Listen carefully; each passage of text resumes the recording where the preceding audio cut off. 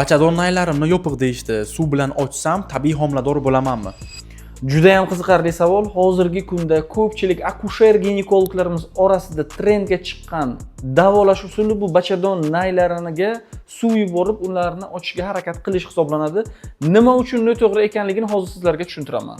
Demak, bachadon naylarini vazifasini bajarayotganligini 3 ta belgisi bo'lishi kerak. Birinchisi bu bachadon naylarini teshikchasini bo'lishi, bachadon naylarida fimbriyalarning bo'lishi va nihoyat bachadon naylari qorin bo'shlig'ining ichida hech qanaqa chandiqlarsiz mana shunday muallaq harakatda bo'lishi kerak hisoblanadi.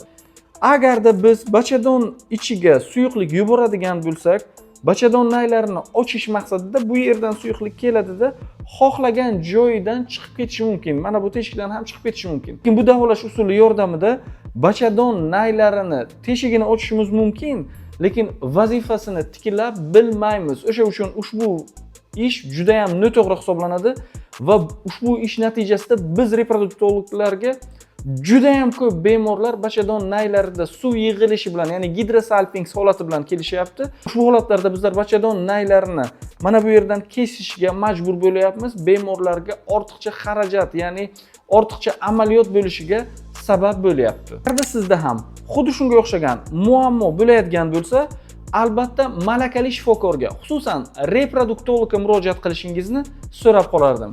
Ushbu videoni saqlab qo'ying va yaqin tanishlaringizga albatta jo'natib qo'ying.